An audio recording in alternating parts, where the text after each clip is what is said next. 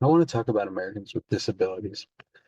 Americans with disabilities make up a large proportion of the population, with 44.1 million individuals in the United States reporting having a disability.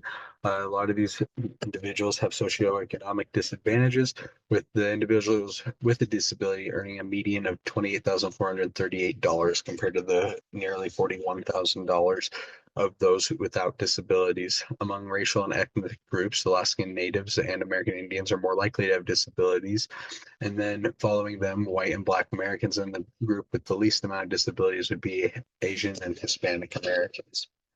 There are major health concerns for those with disabilities. People with disabilities are generally 2 times as likely to have depression, asthma, diabetes, stroke, and obesity.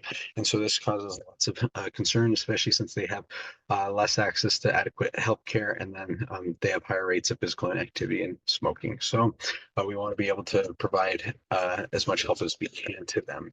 There have been movements in history trying to provide more help to them. In 1972 and 1973, Section 504 of the Rehabilitation Act was drafted, which established disabled Americans as a minority group. Also granted them federal funding, so it increased Medicaid and Medicare to help those with disabilities. But the Nixon, Ford, and Carter administrations didn't want to pass it due to the financial implications.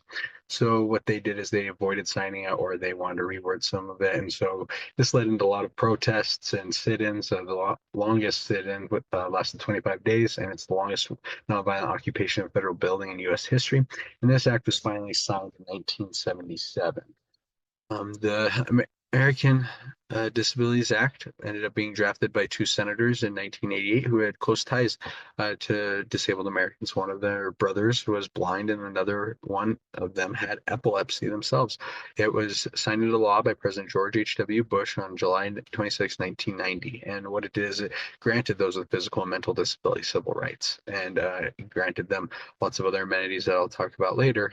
It also defined disability as a physical or mental impairment that substantially limits one or more major life activities. So what this did is improved access to buildings, transportation, and other public places by giving them ramps and other things. It gave protections to employment for those who are disabled, and then it also led to accommodations and access of care in hospitals, like giving sign language and other interpreters for those with disabilities and everything, making sure that they're taken care of.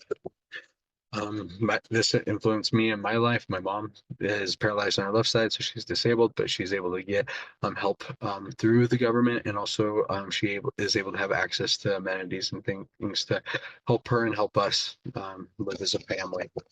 These were my sources, and thank you for participating in this presentation.